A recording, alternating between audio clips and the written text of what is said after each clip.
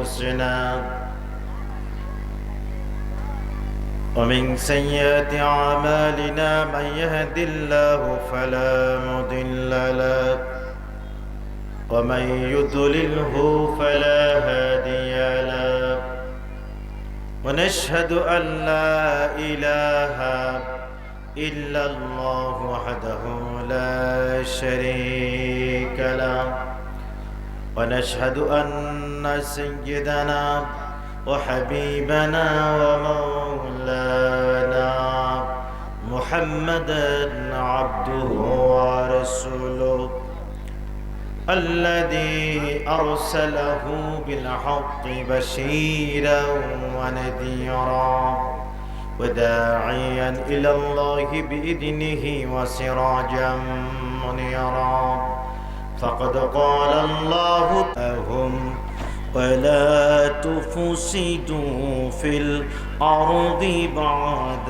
إصلاحها ذلكم خير لكم إن كنتم مؤمنين. وقال تعالى في موضعين آخر تكريما لرسوله وتعظيما له إن الله وملائكته يصلون على النبي يا أيها الذين آمنوا صلوا عليه وسلموا تسليما اللهم صل على سيدنا مولانا محمد وعلى آل سيدنا حبيبنا بلغ العلا بكماله كشف الدجى بجماله حسنت جميع خصاله صلوا عليه हिंद में क्या खकटई नएगा मुझको या रसूल दिल तुम्हारा जब हो मैं है जब हो मैं भी तुम्हारा हो गया बलागल उला बिकमालिही कशफत तुजा बिजमालिही हसनत जमीअ खसालिही सल्लु अलैहि जबान खुले पड़े ला इलाहा इल्लल्लाह ला इलाहा इल्लल्लाह ला इलाहा इल्लल्लाह ला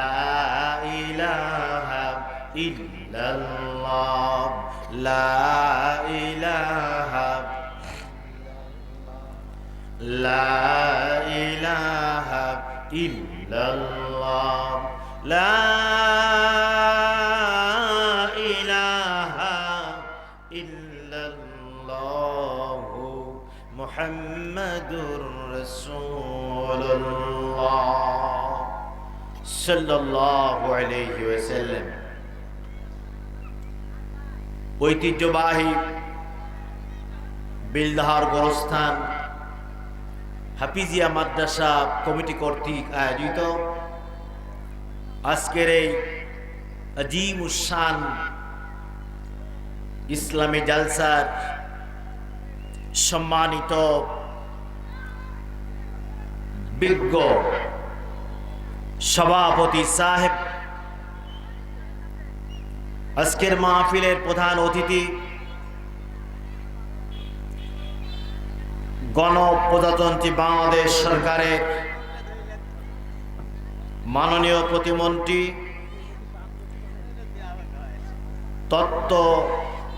তথ্য ও যোগাযোগ প্রযুক্তি মন্ত্রণালয় জনাব আলহাজ অ্যাডভোকেট জুনায়েদ আহমেদ পলক এমপি সাহেব,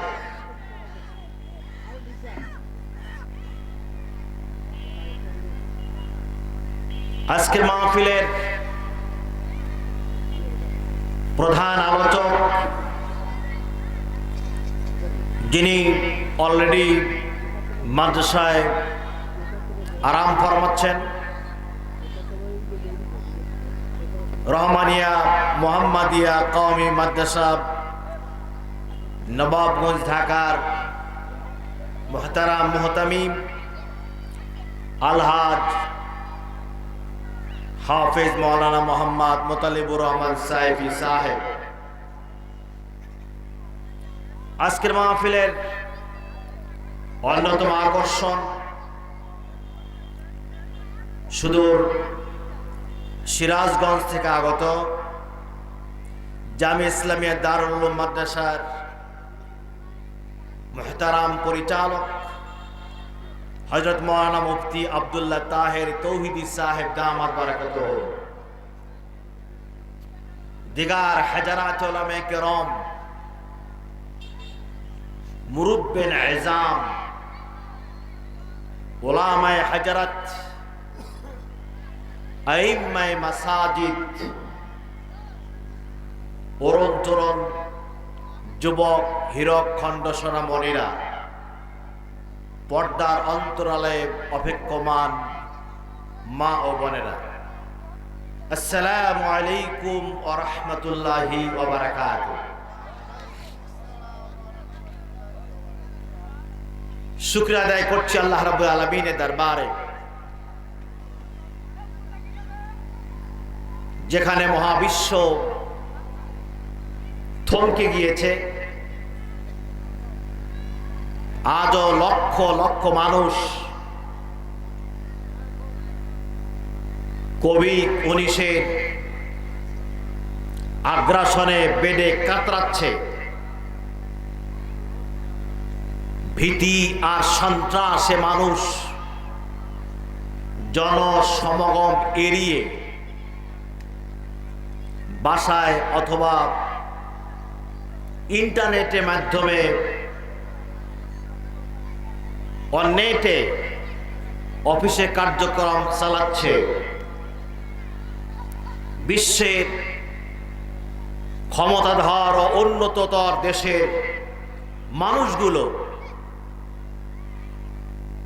কবিকে ভয়ে পালিয়ে বেড়াচ্ছে। ঠিক সেই মুহূর্তে আল্লাহ রাব্বুল আলামিন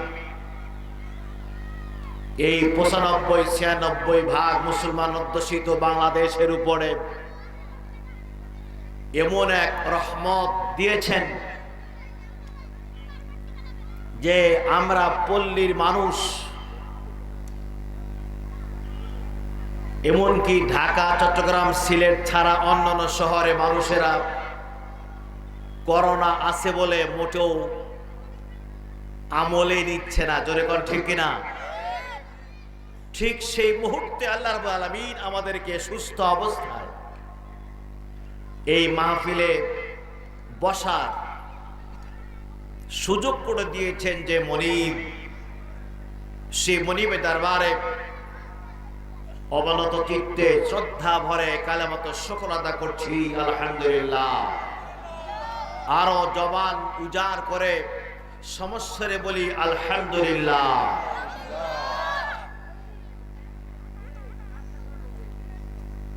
আমার বন্ধুগণ, আপনারা শুনে বা জেনে থাকবেন যে ফ্রান্স বিশ্বের সর্বশ্রেষ্ঠ মানুষ, যার চরিত্রের ব্যাপারে আল্লাহ তাআলা নিজেই সার্টিফিকেট দিয়েছেন। সুবহানাল্লাহ কোন ওয়া ইন্নাকা লাআলা খুলুকিন আযীম। যিনি শুধু আরব জাতির নেতা নন, যিনি গোটা বিশ্ববাসীর জন্য নবী, বিশ্ববাসীর জন্য করোনার মূর্ত প্রতীক, রাহমাতুল লিল আলামিন, সাইয়্যিদুল মুরসালিন, যিনি শুধু রাসূল নন, রাসূলগণের রাসূল। সুবহানাল্লাহ।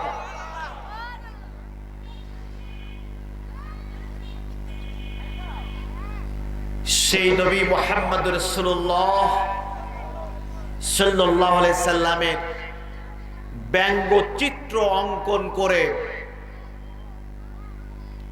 গোটা বিশ্বের মধ্যে তোলপাড় সৃষ্টি করে দিয়েছিল, ঠিক কিনা বলেন? বিশ্বের 250 কোটি মুসলমান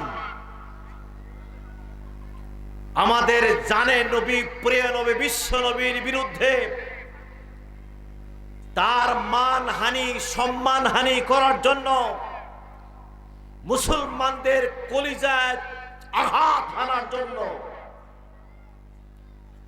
ব্যঙ্গচিত্র পোস্টার আকারে লাগানোর পরে যখন বিশ্বের 250 কোটি মুসলমান সোচ্চার হয়ে উঠল, প্রতিবাদে ঝড় তুলল, এরপরও সরকার তাদের পক্ষ নিয়ে মুসলমানদের বিরুদ্ধে অবস্থান নিল। কিন্তু আল্লাহ রাব্বুল আলামিন এমন গজবে দিলেন, হাজার হাজার মানুষ শেষ হয়ে গেল, লক্ষ লক্ষ মানুষ এত উন্নত দেশেও কোনোভাবেই ঠেকানোর কোনো পথ খুঁজে পাচ্ছে না। কয়েকদিন আগেও আমাদের দেশে যেখানে করোনা কমতে কমতে একদম নিচে নেমে এসেছে, আর আল্লাহর গজবে ওদের দেশে করোনা উত্তরোত্তর বৃদ্ধি পেতে শুরু করেছে। আমার বন্ধুগণ, এর চাবিকাঠি কার কাছে? আর জবান খুলে বলুন, কার কাছে? আল্লাহর কাছে। মহাবিশ্ব সৃষ্টিকর্তাকে জবান ছেড়ে বলুন, মহাবিশ্বের পরিচালনা করেন কে? সুতরাং আল্লাহর বিরুদ্ধে অবস্থান নেওয়া, রাসূলের বিরুদ্ধে অবস্থান নেওয়ার মানে হলো স্বয়ং আল্লাহর বিরুদ্ধে অবস্থান নেওয়া, ঠিক কিনা বলুন? যিনি মহাবিশ্বের রব, যার দস্তে কুদরতে আমাদের জান, যার ইশারায় মুহূর্তের মধ্যে গোটা বিশ্ব খান খান হয়ে ভেঙে চুরমার হয়ে যাবে। ইজা সামাউ ফাতারাত, সূরা ইনফিতার আল্লাহ বলেছেন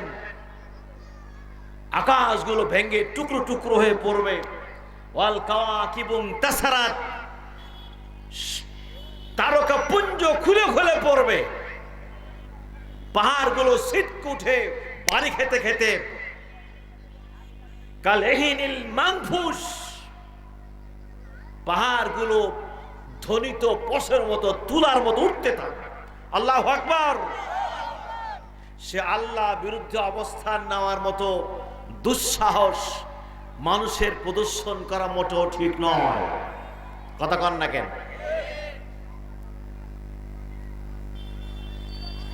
আল্লাহর হাতে যে চাবিকাঠি আছে,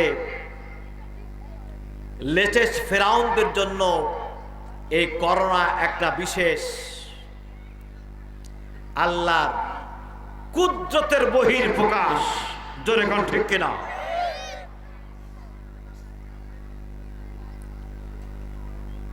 গাড়িও এসি, অফিসও এসি, বাড়িও এসি, টয়লেটে যায় সেটাও কি এসি। নাকে তো মাস্ক লেগেই আছে, বাড়ির মধ্যেও জানালা বন্ধ, দরজা বন্ধ, কারণ এসি দিলে তো দরজা জানলা খোলা যায় না। এরপরও যারা মরছে এদের সংখ্যায় বেশি, ঠিক কিনা কন? যারা সাধারণ মুসলমান খেটে খাওয়া মানুষ, আল্লাহ আলামিন তাদের উপর যে রহমত করেছেন, জোরে করে আলহামদুলিল্লাহ, আলহামদুলিল্লাহ। আমার বন্ধুগণ, আমাদের শিক্ষা নিতে হবে যে আল্লাহর বিরুদ্ধে অবস্থান নিয়ে পৃথিবীতে টিকে থাকা যায় না। ঠিক কিনা বলেন?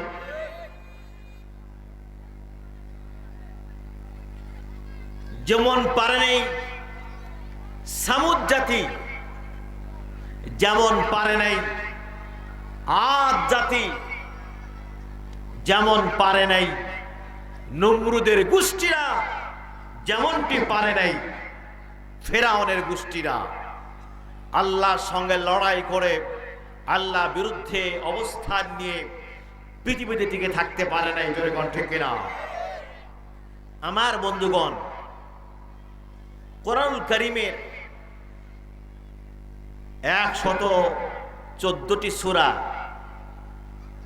6666টি আয়াত, এর মধ্যে প্রায় 1000 আয়াত আছে অতীতের নবীদের, অতীতের উম্মতদের হঠকারিতার কারণে নবীদের সঙ্গে জাতির এই ছেলে অতীত উম্মতদের, অতীত মানুষের যে জাতির কাছে নবীগণ এসেছিলেন, রাসূলগণ এসেছিলেন, তারা যখন আল্লাহর কথা বলেছেন, তাওহীদের কথা বলেছেন, এক আল্লাহর গোলামি করতে দাওয়াত দিয়েছেন, সকল নবী 2 লক্ষ, মতান্তরে 1,24,000 আম্বিয়া আলাইহিস সালাম, সকলের দাওয়াত একটাই ছিল, মিশন ছিল তাওহীদের। লা ইলাহা ইল্লাল্লাহু মুহাম্মাদুর রাসূলুল্লাহ সাল্লাল্লাহু আলাইহি ওয়াসাল্লাম। কারো গোলামি করা যাবে না, কারো হুকুম মানা যাবে না, কারো সামনে মাথা নত করা যাবে না, কাউকে সিজদা করা যাবে না। একমাত্র ইল্লাল্লাহ। সিজদা করতে হবে কাকে? মাথা নত করতে হবে কার কাছে? হুকুম মানতে হবে কার? গোলামি করতে হবে কার? আল্লাহ। আমার বন্ধুগণ, বিশ্বের বুকে অসংখ্য রাষ্ট্র রয়েছে। পৃথিবীর মানচিত্রে বাংলাদেশ ছোট্ট একটি রাষ্ট্র। এত বড় পরিধি, এত বড় রাষ্ট্র, বিশ্ব মানচিত্রে যদি একটা আঙ্গুল দেওয়া যায় আর বলা হয় বাংলাদেশ খুঁজে বের করো, বাংলাদেশ আর কোথাও খুঁজে পাওয়া যাবে না। ঠিক কিনা কর? এত রাখান দেশ। সেই দেশের প্রেসিডেন্ট বা সেই দেশের প্রধানমন্ত্রীর বিরুদ্ধে যদি কি অবস্থান নেয়, সে কি হবে? রাষ্ট্রদ্রোহী। ঠিক কিনা বলেন? সে কি হবে? রাষ্ট্রদ্রোহী। তার দায়ে সরকার তাকে গ্রেফতার করে বিধি মোতাবেক আইন অনুযায়ী শাস্তির ব্যবস্থা করবে। জোরে কোন ঠিক কিনা? এটা যদি সত্য হয়,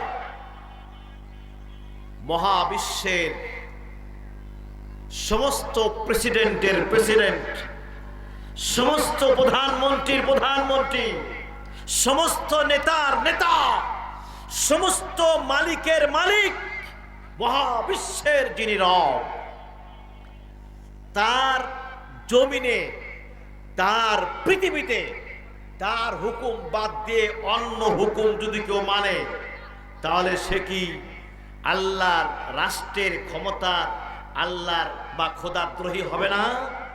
জোরে কোন? সে হবে খোদাদ্রোহী। কারণ পৃথিবীর মালিকানা কার? এটা কি আমার কথা? আল্লাহ নিজেই বলেছেন, লাহু মুলকুস সামাওয়াতি ওয়াল আরদ। আকাশ আর জমিনের সমস্ত মালিকানা একচ্ছত্র মালিক একমাত্র আল্লাহ রাব্বুল আলামিন। আমি একটা প্রশ্ন করি, আপনারা যারা এখানে আছেন বাড়ির মালিক কর্তা, 2 কাঠা বা 5 কাঠা বা 1 কাঠা বা 3 কাঠার উপরে আপনার একটা বাড়ি, 2টা 3টা ঘর, 3-4টা বা 5টা রুম। এই বাড়ির মালিক আপনি, আপনার আন্ডারে আপনার স্ত্রী আছে, ছেলে আছে, মেয়ে আছে, বেটার বউ আছে। নতুন জামাই আসবে, স্ত্রীর সঙ্গে পরামর্শ করলেন, ফজর নামাজ পড়ে জামাই তো আসবে, সাথে বিয়ে সাহেব বিয়ানও আসবে, কি করা যায়? একটা মেনু ফিরিস্তি তৈরি করলেন, খাদ্য তালিকা তৈরি করলেন। আসলে এই নাস্তা দেওয়া হবে, দুপুরে রুই মাছের ফ্রাই হবে, চিকেন রোস্ট হবে, গরুর রেজালা হবে, খাসির কারি হবে, পোলাও হবে, মিষ্টি হবে, দই হবে, সাথে খাসির তেল দিয়ে বুটের ডাল হবে। বাড়ি মালিক তার জামাই বিয়ের জন্য এই মেনু তৈরি করলো, সব ঠিকঠাক। কত টাকা লাগবে হিসাব করে টাকা পকেটে নিয়ে বের হচ্ছে। এই সময় পাশের বাড়ির একজন লোক, আপনার বন্ধু হোক বা প্রতিবেশী হোক, ঢুকলো, ঢুকে বললো, কই যাও? বাজারে যাই। কেন? আজকে জামাই আসবে, বিয়ে আসবে। জামাই বিয়ে আসবে, তাই কি হয়েছে? এই খাওয়ার ব্যবস্থা হবে, যে কিনতে যাচ্ছি। বলে, না, এগুলো হবে না, আজকে বেগুন ভর্তা, আলু ভর্তা আর ডাল ভর্তা দিয়ে ভাত হবে। আপনি মানবেন? কথা কয় না। সকালে বললেন মানবেন, কি বলবেন?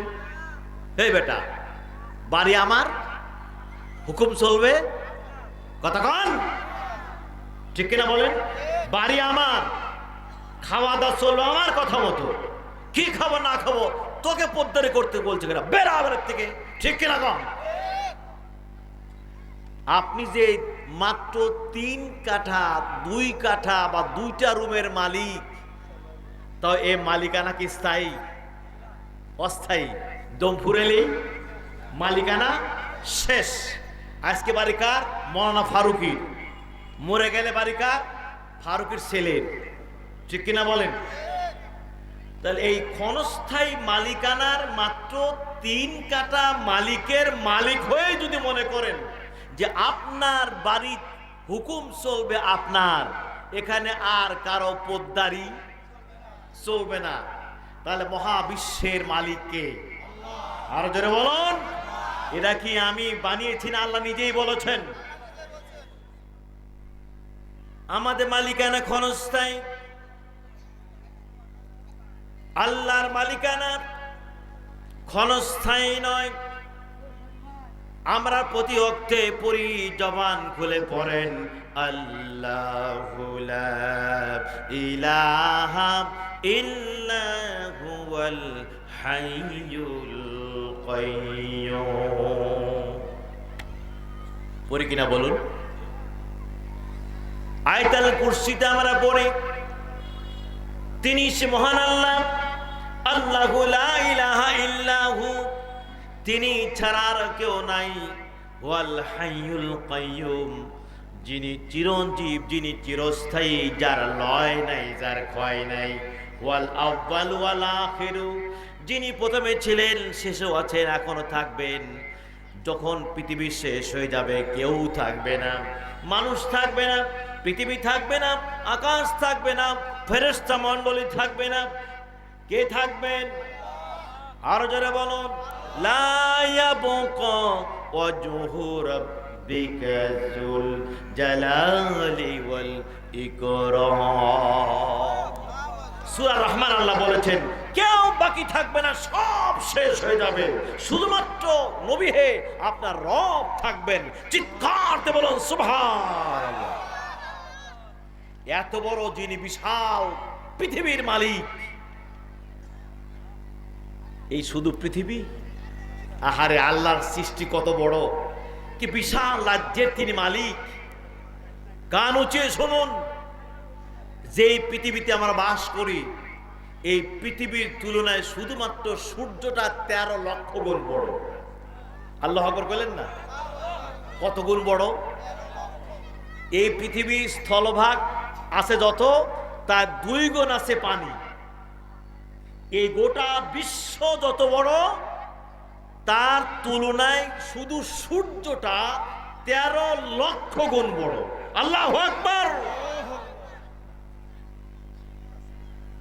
আবার যেই তারকা আমরা দেখি ছোট ছোট দেখি, এই এক একটি তারকা সূর্যের তুলনায় লক্ষ লক্ষ গুণ বড়। আল্লাহু আকবার।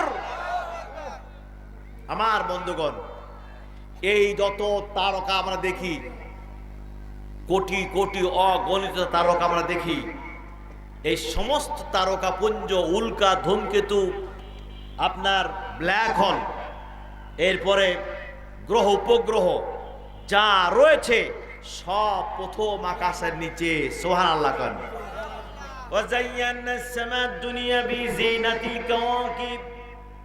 আমি প্রথম আকাশকে তারকা খচিত করে সৌন্দর্য মণ্ডিত করেছি। জোরে কোন সুবহানাল্লাহ। আমার বন্ধুগণ, প্রথম আকাশের নিচে সব কিছু রয়েছে। আকাশ কি একটা না কয়টা? 7টা। জোরে কোন কয়টা? وبنينا فوقكم سبعا شدادا। আমি তোমাদের মাথার উপরে 7টি মজবুত আকাশ তৈরি করেছি। তাহলে যদি পৃথিবীর তুলনায়, পৃথিবীতে এত বড় এই ছোট্ট একটি পুষ্কে রাষ্ট্র বাংলাদেশ, এই দেশের অনেক এলাকা আমরা দেখতে পাই নাই। জোরে কোন ঠিক কিনা? অনেক জায়গায় ঘোরার মতো সুযোগ হয় নাই। গোটা বিশ্বর তুলনায় সূর্য 13 লক্ষ গুণ বড়।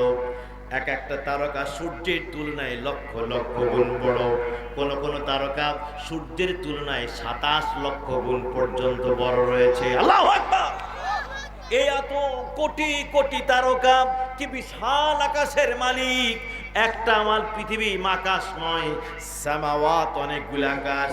সাবাংশি দাদা মজবুত 7টি আকাশের মালিক যিনি, সেই আল্লাহ যিনি, যা লয় নাই ক্ষয় নাই, সমস্ত মালিকানা তার। লিল্লাহি মুলকুস সামাওয়াতি ওয়াল আরদ। আকাশ আর জমিনের সমস্ত একচ্ছত্র মালিকানা আল্লাহ রাব্বুল আলামিনের। এতক্ষণ আলোচনায় কি বোঝা গেল? মহাবিশ্বের পরিচালক কে? জবান খুলে বলুন, মালিক কে? আল্লাহ। তাহলে এই বিশ্বে আপনি যদি 3 কাঠার মালিক হয়ে মনে করেন যে আমার বাড়ি চলবে আমার নিয়মে, আল্লাহ কি একথা বললে ভুল হবে বা জুলুম হবে যে আমার বিশ্বে আমার হুকুম চলবে? জোরে কোন ঠিক কিনা? আলা লাহুল খালক। সৃষ্টি হলো আল্লাহর, ওয়াল আমর, হুকুমও চলবে। আর জোরে কোন? জোরে কোন লা ইলাহা ইল্লাল্লাহ, লা ইলাহা, লা ইলাহা, লা ইলাহা ইল্লাল্লাহ, লা ইলাহা ইল্লাল্লাহু মুহাম্মাদুর রাসূলুল্লাহ সাল্লাল্লাহু আলাইহি ওয়াসাল্লাম। আপনার জ্ঞানের দ্বার উন্মুক্ত করার জন্য জাগতিক আরেকটা উদাহরণ দেই। বর্তমান সরকার যেই দলে আছেন, এর আগে অন্য দল ছিল, এর পট পরিবর্তন হতেই পারে, আবার পারে কিনা পারে। যে দলই আসুক, সেই দলের যিনি এমপি হন, নিশ্চয়ই সেই দলের মনোনয়ন পেতে হয়, ঠিক কিনা বলেন? প্রধানমন্ত্রী যাকে এমপি ভোট করার জন্য মনোনয়ন দেন, অনুমতি দেন, সেই কেবল এমপি পদে দল থেকে দাঁড়াতে পারে। যদি তার থেকে না দাঁড়ায় তাহলে কি বলা হয়? কথা কন, কথা কয় না, বিদ্রোহী দল। কি বলে? বাস দুনিয়াতে ফায়সালা কিন্তু আছেই। এমপি সরকারে মনোনীত হলে সরকারের মনোনীত এমপি প্রার্থী, আর এর বিরুদ্ধে গেলে কি? বিদ্রোহী দল। যদিও কি করে? সরকারি দল করে, মানে আওয়ামী লীগই করে। উদাহরণ দিই, আওয়ামী লীগই করে, কিন্তু প্রধানমন্ত্রী বা প্রেসিডেন্ট অনুমতি দেয়নি, বা স্বরাষ্ট্রমন্ত্রী অনুমতি দেয়নি, বা যে বোর্ড সে বোর্ড অনুমতি দেয়নি, আওয়ামী লীগ করার পরেও অনুমতি ছাড়া যদি দাঁড়ায় তাকে কি বলা হবে? বিদ্রোহী প্রার্থী। ঠিক কিনা বলেন? তাহলে আমরা যারা মানুষ, আমাদের জীবন চলতে হবে আল্লাহর মর্জি অনুযায়ী। জোরে কোন ঠিক কিনা? মুমিন দাবি করার পরে যদি আমরা আল্লাহর মনোনীত আইন দিয়ে, বিধান দিয়ে জীবন চালাই, তাহলে আমরা হব আল্লাহর মনোনীত বান্দা। জোরে কোন ঠিক কিনা? মনোনীত এমপি যেমন এমপি হওয়ার পরে গাড়ি পায়, বাড়ি পায়, ক্ষমতা পায়। জোরে কোন ঠিক কিনা?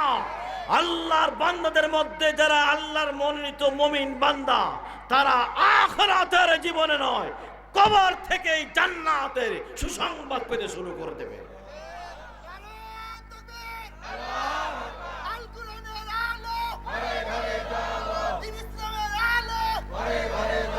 আমার বন্ধুগণ,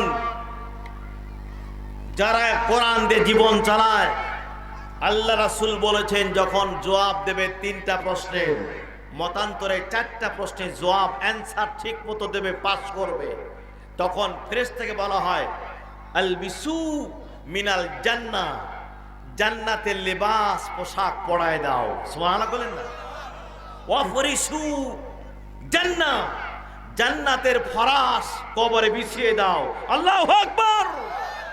ওয়াফতাহু বাবাল জান্নাহ, জান্নাতের দরজাগুলো খুলে দাও।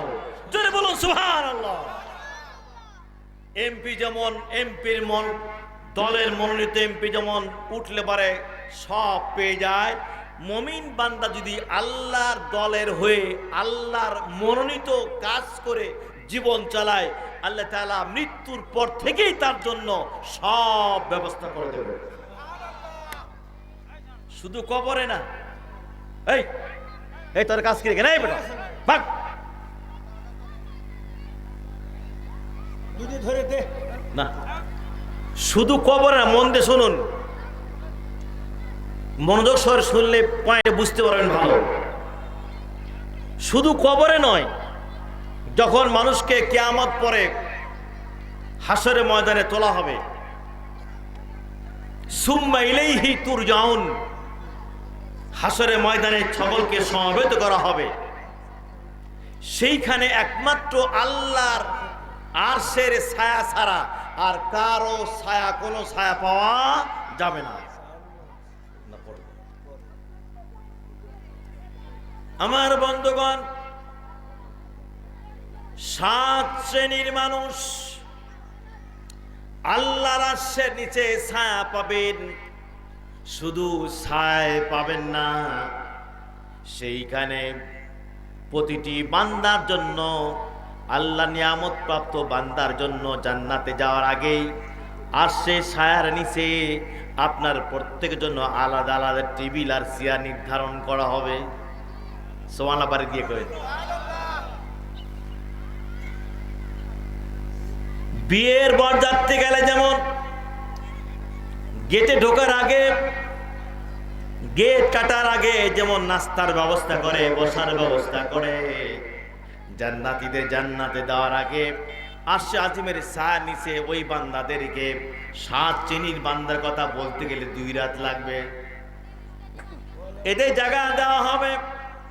জায়গা দেওয়া, শুধু জায়গা দেওয়া হবে না, তাদের সম্মানিত করার কারণে প্রত্যেকের জন্য আলাদা আলাদা টেবিল দেওয়া হবে এবং প্রত্যেকের জন্য আলাদা চেয়ার দেওয়া হবে।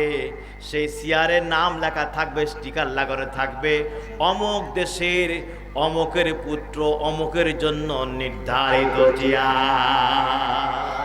আল্লাহু আকবার। এমন নিয়ামত কে না পেতে চায়? কি কর? যারা বাসে আগে ওঠে, পেছনে বসে না, সামনে বসে। যারা বাসে আগে ঢাকার টিকিট কাটতে যায়, একটা টিকিট কাটা হয় নাই, খোঁজে, সামনে গেল তো বাতাস বা ঝুঁকি বেশি, ঠিক এ বি বাদ দিয়ে সিতে বসি বা বিতে বসি, ঠিক কিনা? কোন খাওয়ার দাওয়াত আগে গেলেন, ঢুকলেন, সব চেয়ার ফাঁকা, কোন জায়গায় ফ্যান ঠিক সেট করা আছে, কোন জায়গায় রোদ লাগছে না, কোন জায়গায় বসতে আরাম পাওয়া যাবে সেখানে বসবেন না অন্য জায়গায় বসবেন। সেখানে বসবেন। তাহলে আল্লাহর আরশে আজিমে ছায়া বসবেন, সে ছায়া হবে শীততাপ নিয়ন্ত্রিত, না গরম না অত্যন্ত ঠান্ডা, অত্যন্ত আরামদায়ক শীতল অবস্থা বিরাজ করবে। সুবহানাল্লাহ। এবং জান্নাতের গেলেমানরা ছোট্ট ছোট্ট বালকেরা, তাদের জন্য জান্নাতের সমস্ত নিয়ামত তাদের সামনে উপস্থাপন করবে। সুবহানাল্লাহ। আহারে, কোন দিক দৌড়াই আমরা এই ক্ষণস্থায়ী জীবনের জন্য? কোন দিক দৌড়াই? যেখানে সূর্যের তাপে ঘাম ঝরতে ঝরতে সাঁতার হয়ে যাবে, পা নড়াতে পারবে না, দৌড়ায় পালাবে, দৌড়া গিয়ে ওখানে ঢুকবে, সুযোগ আছে? সুযোগ নাই। লা তাজালু কাদাম আপনি আদম, নবীজি বলেছেন বনি আদমের পা হাসরের ময়দানে আটকে যাবে, নড়াতে পারবে না। আল্লাহু আকবার। হাত্তা ইউসআলু আন খামসিন, 5টি প্রশ্নের জবাব না দেওয়া পর্যন্ত। অথচ যারা নাজি জান্নাতি, তাদের জায়গা হবে কোথায়? আরশে আজিমের ছায়া নিচে। আরশে আজিম কি ছোট তাবু? কথা কয় না। সূরা বাকারার ভিতরে 255 নম্বর আয়াত, আয়াতুল কুরসির তাফসীর পড়ে দেখবেন, ওহা রব্বুল আরশিল আজিম। এই আয়াতে তাফসীর পড়ে দেখবেন, তাফসীরে এসেছে যে বিশাল মরুভূমির ভিতরে, চটিয়াল ময়দানের ভিতরে একটা হাতের আংটির অবস্থান যেরকম, আল্লাহর আরশে আজিমের কাছে মহাবিশ্বের অবস্থা সেই রকম। সুবহানাল্লাহ। আস্তে করে। আরে, সেই আরশে আজিমের ছায়া নিচে থাকবে এবং এত বেশি খাবার দেওয়া হবে। সুসংবাদ শোনেন, আল্লাহর মনোনীত বান্দাদেরকে এত বেশি খাবার দেওয়া হবে, এত ফল ফ্রুট, এত ভালো ভালো খাবার দেওয়া হবে। আমরা যদি বিয়েতে যাই, এক টেবিলে বন্ধু বান্ধব বসি, আর খাজিন্দা দিতে গিয়ে পাশের আমার ডাইনের বন্ধুকে দিয়েছে 1 চামচ বা 1 ডাবক দিল, 4টার মধ্যে 4টাই হার, আর আমার পাতে দিয়েছে 1 ডাবক, 10 পিসের মধ্যে 10 পিসই গোশ। তো আমি কি করব? দেখ, হ্যাঁ, আনন্দের চোটে কানাদে গুতাবার বলবে, এত ভালো খাবার সকলকে দেওয়া হবে, জান্নাতে নিয়ে আমন্ত হবে আরশে আজিমে ছায়াতে রেস্ট নেওয়ার সময়, যে আনন্দাত্মার হয়ে গুতাগুতি শুরু করবে। সুবহানাল্লাহ। সেই জীবন কি আমরা চাই না? কাদের দেবে? কাদের দেবে? যারা আল্লাহ বিরোধী নয়, আল্লাহ দ্রোহী নয়, আল্লাহর হুকুমের বিদ্রোহ করে নাই, আল্লাহর মনোনীত বান্দা, তাদেরকে জোরে কোন ঠিক কিনা? আমার বন্ধুগণ, আর একটু ভালো করে বোঝেন। আপনার খুব কাছের বন্ধু এসে দরজার কলিং বেল টিপলো, আপনি দরজা খুলে দেখলেন 6 মাস 1 বছর পরে আমার বন্ধু এসছে, খুব বুঝুন ফ্রেন্ড, দীর্ঘ 10 বছর লেখাপড়া করেছি, আজকে এসছে। ওকে কি লাত্তি মেরে তাড়াই দেবেন? না ডেকে নিয়ে বুকে নিয়ে আদর করে মোয়ানেকা করে মোসাফা করে বসিয়ে সবচেয়ে ভালো খাবারের বা নাস্তার ব্যবস্থা করবেন, ঠিক কিনা? আর যদি আপনার শত্রু হয়, সে দরজা কলিং বেল টিপলো, আপনি দেখলেন যে আমার জানের শত্রু, ওকে কুলের মধ্যে নিয়ে বসায়া 14 রঙের ভাজিয়ে 15 রঙের তরকারি খাওয়াবে, না লাত্তি মেরে বের করে দেবে? কথা কয় না। এটা যদি ঠিক হয়, আপনি যদি আল্লাহর বন্ধু হতে না পারেন, আল্লাহ প্রিয় মুমিন বান্দা হতে না পারেন, আপনার আরশে আজিমের স্থান হবে না। আপনাকে ফেরেশতারা ধরে ঝাঁটা দিয়ে আপনার হাসরের ময়দানে দিয়ে দেবে। আর যদি মনোনীত বান্দা হন, আল্লাহ নিজ দায়িত্বে নুজুলাম মিন গফুরির রহিম, যারা কোরআন দিয়ে জীবন চালাবে, জীবনের শেষ পর্যন্ত কোরআন অনুসরণ করে জীবন চালাবে, আল্লাহ সূরা হামিমা সাজদায় বলেছেন, শুধু জান্নাতে প্রবেশই করাবো না, নুজুলাম মিন গফুর রহিম, পরম করুণাময় আল্লাহর পক্ষ থেকে তাকে মেহমানদারি করানো হবে। সুবহানাল্লাহ। আচ্ছা বলেন দেখি, আমার মেহমানদারি দাওয়াত দিলেন আর চেয়ারম্যানের ইফতারের দাওয়াত এক। আমার হলে খুব হলে খিচুড়ি হবে, ছোলার মুড়ি হবে। চেয়ারম্যান হলে পরে খুশির সঙ্গে একটু গোস্ত থাকবে। যদি এমপি দাওয়াত দেয় তাহলে কাচ্চি বিরিয়ানি হবে, ঠিক কিনা কন? আর যদি প্রধানমন্ত্রী দাওয়াত দেয় আর উন্নততর হবে, ঠিক কিনা বলেন? তাহলে মেহমানদারি করাবেন কে? গাফুরুম নুজুলাম মিন গাফুরির রহিম। সূরা হামিমা সাজদায় আল্লাহ বলেছেন যে পরম করুণাময় দয়াময় আল্লাহর পক্ষ থেকে ওই বান্দার জন্য মেহমানদারি করার ব্যবস্থা করা হবে। আল্লাহর মেহমানদারি যদি আমরা মেহমান হই, এর চাইতে সৌভাগ্যের হতে পারে? কথা কন না কেন? আচ্ছা এমপি যদি দাওয়াত দেয় বা দাদা চেয়ারম্যান সাহেব যদি দাওয়াত দেয়, আমাকে ভাইকে দাওয়াত দিল, আমাকে দিল না, পাশে বসে আছি, এদিক ওদিক তাকান কেন? কষ্ট হচ্ছে নাকি? বুঝতে অসুবিধা হচ্ছে? কথাগুলো বাস্তব কিনা বলেন? আমি আর হাজি সাহেব বসে আছি, ইসমাইলের দোকানে চা খাচ্ছি। দাদা যেতে গিয়েই চেয়ারম্যান সাহাদ্দ ভাই বললেন যে কালকে আমার বাড়িতে ইফতার, হাজি সাহেব আপনার দাওয়াত। আমার কিছুই করলো না। আমি খুশি হব? কষ্ট পাবেন না? আমি কষ্ট পাবো না? তাহলে চেয়ারম্যানের দাওয়াত না পাই যদি এত কষ্ট, খুব বেশি খাওয়ালে 2 পিস খাসি গোস আর এক প্লেট বিরিয়ানি খাওয়াবে, এই তো না, ছোলা পোড়া খাওয়াবে, এর জন্য আপনি এত কষ্ট যে দাদা আমাকে দাওয়াত দিল না। আরে এখন থেকে চিন্তা করেন আল্লাহর মেহমানদারি মানে কি? চিন্তা করেন এইবার। মেহমানদারি কার? জবান ছেড়ে বলুন কার? আল্লাহর মেহমানদারি। সেই মেহমানদারি যদি আমরা মেহমান হতে পারি, আমাদের মতো সৌভাগ্যবান আর হতে পারে না। জোরে কোন ঠিক কিনা? আর যদি মেহমান হতে না পারি, আমাদের চাইতে দুর্ভাগা আর হতভাগা হতে পারে। মেহমান হতে হলে কি করতে হবে? কয়টা কাজ করতে হবে? দুটো। জোরে কোন কয়টা? আরো জোরে কোন কয়টা? 2টা কাজ।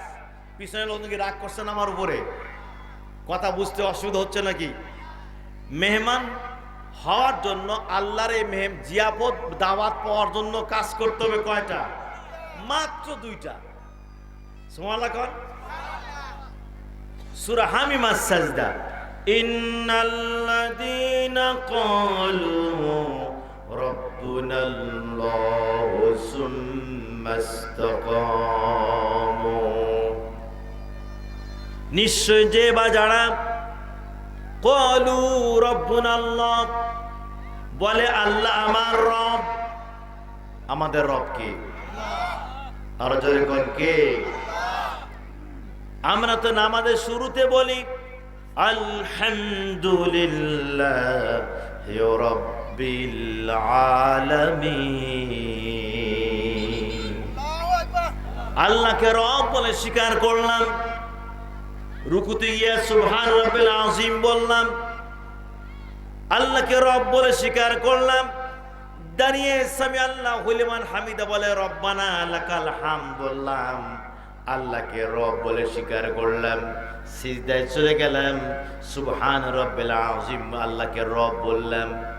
এরপরে যখন সালাম ফিরালাম, রব্বানা যালামনা আনফুসানা রব্বানা আতিনা ফিদ দুনিয়া রব্বিরহামহুমা কামা রব্বায়ানি সাগীরা বলে আল্লাহকে রব রব বলে ডাকলাম। জোরে কোন ঠিক কিনা?